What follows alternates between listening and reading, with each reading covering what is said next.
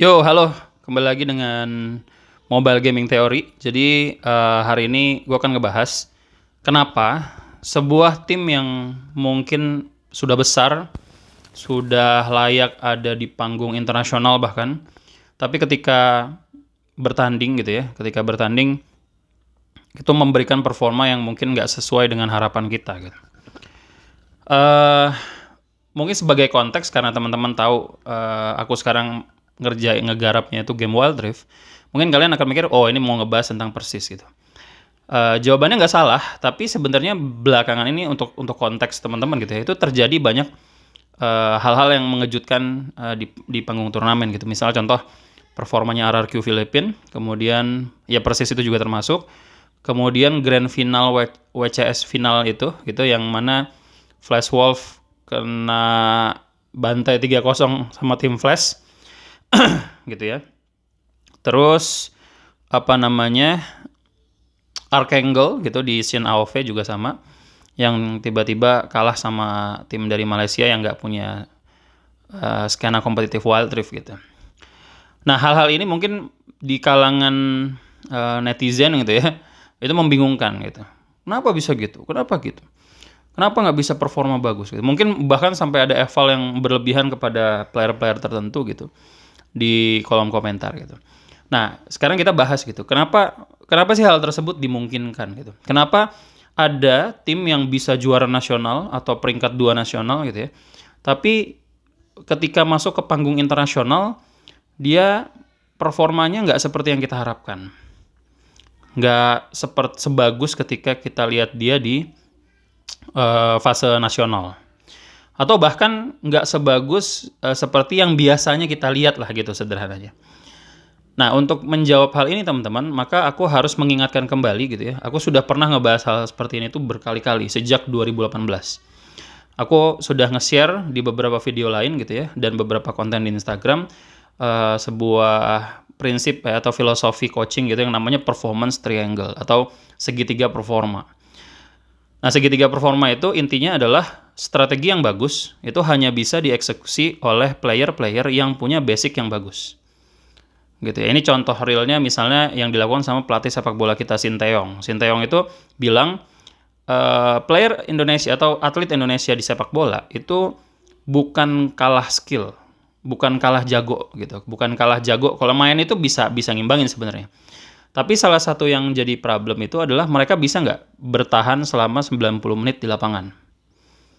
Ya ada nih player jago yang nggak sanggup, staminanya habis duluan gitu. Nah, kayak stamina gitu ya, endurance gitu ya, durability dia lah intinya. Itu kan hal basic dalam olahraga konvensional. Gitu. Di basket juga sama gitu. Banyak coach-coach itu yang ngasih menu latihan itu supaya dia bisa bertahan selama 90 menit di lapangan. Jadi bukan jago dulu, tapi bisa nggak bertahan dulu gitu.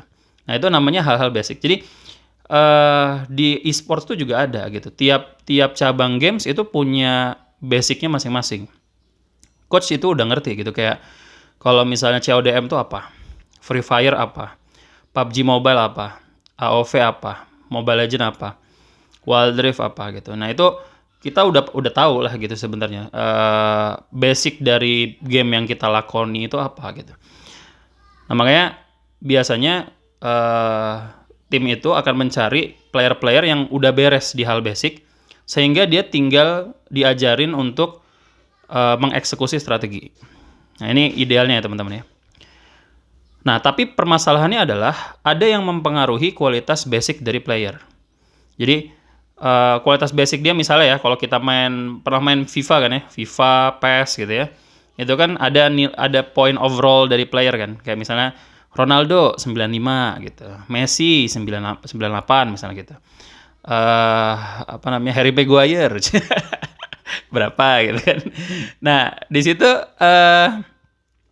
overall skill itu juga ada di e-sports gitu. Jadi misalnya ya, contoh kita mau mengeksekusi strategi split push. Nah, itu ada speknya. Kita butuh basic skill mikronya berapa, basic skill makronya berapa misalnya gitu. Nah, terus nanti playernya juga kita lihat, oh ternyata nih si Henry misalnya gitu. Itu punya basic skill makro misal ya 90 gitu. Terus basic skill mikronya misalnya 85 misal aja gini ya. Nah, itu dia qualify untuk melakukan strategi-strategi split push misalnya gitu. Nah, kurang lebih itu kayak gitu, teman-teman. Nah, cuman masalahnya adalah overall value tadi itu nggak stabil ada di angka itu gitu. Jadi kalau misalnya di dalam match gitu ya, selama liga gitu, itu bisa turun bisa naik gitu. Nah, turunnya gara-gara apa? Nah, ini yang harus kita omongin. Dia bisa turun kalau misalnya player tersebut kena mental. Grogi, mungkin dia nggak ikut aturan main program sehingga akhirnya kelelahan ketika tanding, kurang minum air putih, banyak variabel yang bisa melakukan nerf terkait overall value. Nah, bayangin kalau misalnya ada player yang secara overall value-nya tuh dibutuhkan 90, padahal dia 95 gitu ya. Tapi kena mentalnya gila-gilaan. Gitu. Misal pas lagi tanding ada keluarga yang meninggal misalnya gitu. Atau misalnya pas lagi tanding dia kena masalah personal sama player lain misalnya gitu. Itu bisa drop misalnya ke 85. 85 tuh nggak jelek pasti. Karena player public kan rata-rata mungkin cuma 60, 65, 50 gitu kan. Dia 85 nih, masih bagus gitu. Tapi 85 itu bukan angka yang cukup untuk mengeksekusi strategi gitu. Nanggap ya. Jadi 85 bukan angka yang cukup untuk mengeksekusi strategi yang mau dilakukan gitu. Yang mau dilakukan tuh butuhnya 90 gitu. Dan sebenarnya value overall dia 95 gitu. Nah, ini yang akhirnya membuat kelihatan perilaku bodoh itu kelihatan gitu di turnamen gitu. Itu yang pertama. Nah, tapi mungkin nggak ketika turnamen dia justru malah melesat hebat? Mungkin sekali gitu. Kenapa? Karena sebenarnya yang dia lakukan di turnamen itu cuma ya kayak scrim aja gitu. Jadi dia bisa learning by doing gitu. Jadi di sepanjang turnamen dia bisa learning juga gitu dari pertandingan-pertandingan itu dan bisa improve gitu. Terutama kalau misalnya tadi mentalnya solid. Makanya yang harus kita pahami kalau misalnya player-player olahraga konvensional tuh harus bertahan 40 menit sepanjang pertandingan gitu ya, kalau di basket gitu ya, 90 menit untuk sepak bola, maka pemain e-sport juga ada daya tahan yang dibutuhkan itu gitu. Meskipun bukan fisik gitu ya, tapi lebih ke arah mental. Bisa nggak tahan punya mentalitas yang stabil sepanjang season? Sehingga overall basic skill Anda itu tidak kena nerf gitu. Karena kalau skill Anda buruk ya, skill player itu nggak bagus teman-teman, dia nggak mungkin ada di tim. Nangkep nggak poinnya? Mereka tuh sudah melalui proses seleksi yang ketat. Udah di trial berskrim-skrim, sudah melakukan program persiapan, udah melakukan program pelatihan. Jadi nggak ada orang bodoh, nggak ada player tolol yang mungkin masuk Liga Nasional. Nggak ada. Terlepas dari kita menilainya kayak, wih, ngapain tuh nge-hire orang kayak gitu, apa segala macam. Itu pasti tiap tim itu punya pertimbangan logis akan hal itu. Di tim itu kan nggak cuma 1-2 orang gitu yang ngerjain. Ada manajemennya, ada coachnya, ada analisnya, ada player lain yang menilai juga gitu. Jadi nggak mungkin itu cuma keputusan satu orang terus mengubah segalanya. Tapi itu pasti keputusan satu orang yang sudah disepakati bersama gitu. Keputusan 1-2 orang lah mungkin yang disepakati bersama sama organisasinya. Dan pasti dengan adanya player itu ya sebenarnya bisa mengerjakan skema dan strateginya gitu. Maka yang sebenarnya harus kita lirik adalah bagaimana organisasi e-sports dan bagaimana tim coach itu bisa memberikan sebuah lingkungan atau memberikan sebuah dukungan moral, memberikan sebuah sistem pelatihan dan sistem persiapan yang bukan hanya ngomongin apa yang terjadi di in-game, tapi juga kesehatan mental dari player. Itu sehingga mental player ini terlatih untuk bisa bertahan stabil terus panjang season gitu. Tergantung dari tujuan masing-masing. Misalnya dia pengen juara SEA, ya udah berarti dari regular season sampai SEA harus stabil. Dan nggak boleh ada gangguan-gangguan di luar game yang membuat player ini benar-benar bagus. Coba teman-teman cari tahu tentang kontraknya siapa pembalap Yamaha tuh, Valentino Rossi gitu ya. Aku dulu dengar kan Valentino Rossi kan atlet juga kan. Dia punya konsol tuh namanya motor. Jadi agak mirip nih sama e-sports gitu ya. Para pembalap itu agak mirip sama e-sports karena dia menggerakkan konsol gitu ya. Bukan secara physically involved gitu. Walaupun dia ada di track gitu ya fisiknya ya. Beda sama kita kan, kita nggak ada di mapnya MOBA gitu kan. Tapi setidaknya sama-sama gerakin konsol. Nah, para pembalap itu, para manajemen balapan itu tahu betul gitu bahwa karena mereka secara physically nggak begitu dituntut seperti olahraga lain gitu ya. Dan memang yang dituntut adalah ketenangan mental, sehingga decision making ketika menggunakan motornya atau mobilnya itu menjadi sangat penting. Salah satu kontraknya itu dia boleh minta apapun yang membuat dia bahagia. Tuh kalau nggak salah ya, kalau nggak salah tuh aku pernah ngobrolin tentang ini gitu ya sama salah satu mentorku gitu. Dan yang dikasih kayak gitu bentuk kontraknya. Kenapa ya? Karena Valentino Rossi harus selalu tenang gitu ketika bertanding dan nggak ada tekanan mental yang kuat gitu ya. Jadi benar-benar harus di manage lah gitu untuk ke arah sana gitu. Sehingga akhirnya semua performa dia, overall value dia tuh bisa keluar optimal. Gitu, sehingga skemanya juga bisa jalan gitu. Jadi gitu, strategi bisa dieksekusi sama basic bisa dikontrol melalui mentalitas gitu. Mentalitas tuh kayak keran ya, tapi yang keluar tuh bukan air.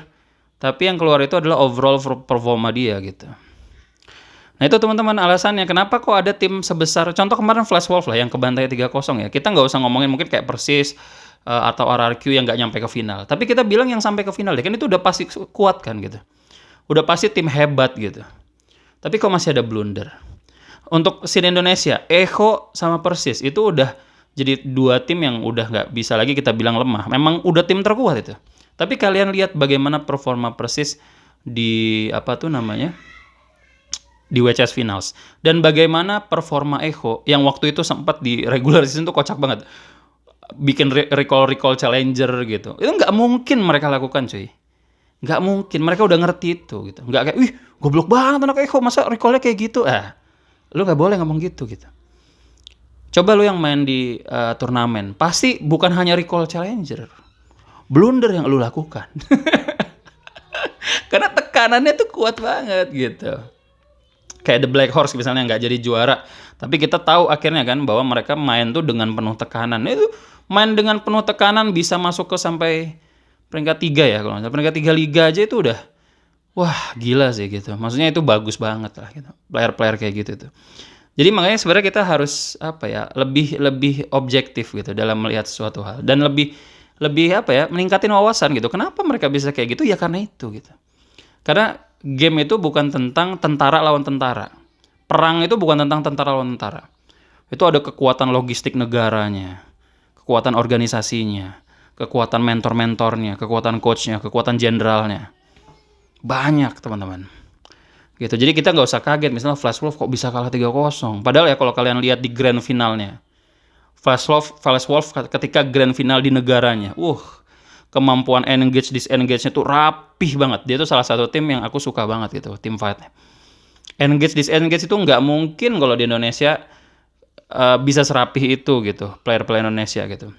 Untuk hari ini. Mungkin ke depan bisa berubah. Tapi untuk hari ini, rapihnya bukan main gitu. Jadi gitu ya teman-teman ya. Alasan kenapa tim kuat bisa melakukan kebodohan di turnamen. Karena memang ada pressure yang membuat overall value dia turun gitu. Kemudian akhirnya strateginya nggak bisa berjalan lancar gitu ya. Mungkin strateginya works di scrim, tapi mungkin ketika itu dia nggak bisa buktiin gitu. Tapi coach kan kalau masalah Persis itu kan Hide tiba-tiba nggak main gitu. Mungkin kalau Hide main bisa bagus juga gitu. Iya, yes but no gitu. Iya gitu. Tapi kan Hide itu bagus bukan sendirian. Dia bisa bagus karena tim. Contoh ya, baru-baru ini kejadian. Manchester United kebobolan 3-0 kalau nggak salah sama tim Brighton. Pernah dengar nggak tim Brighton? Tapi Manchester United ada Ronaldo-nya loh. Nangkep nggak sih gitu? Jadi bukan hanya satu player itu bisa mengubah segalanya, enggak. Iya bisa gitu ya, bisa mempengaruhi mental temennya, bisa apa segala macam. Tapi kalau as a timnya memang ada problem gitu ya di mentalnya gitu, di apa segala macam, ya dia nggak akan semudah itu juga gitu bisa bangkit gitu timnya gitu. Jadi memang harus dilihat gitu ya, mungkin apa gitu ya masalahnya itu yang benar-benar harus di review gitu. Jadi itu Kalau kita ngelihat Flash Wolf, kita ngelihat RRQ Filipina juga, Buriram bahkan gitu ya, tim kuat yang juga nggak masuk grand final, terus Persis Esports gitu ya, terus bisa jadi juga terjadi di Archangel gitu ya, di scene AOV yang tadi juga dibahas, kayak gitu teman-teman. Nah mungkin itu aja sharingnya, mungkin lain kali aku bakal bahas-bahas hal yang ya serupa-serupa ini. Kalian boleh komen di kolom komentar kalau ada hal yang memang kalian pengen tanyain, dan ya nanti bisa aku bikinin kontennya kalau memang itu topik-topik yang menarik gitu. Oke, itu aja. Dadah.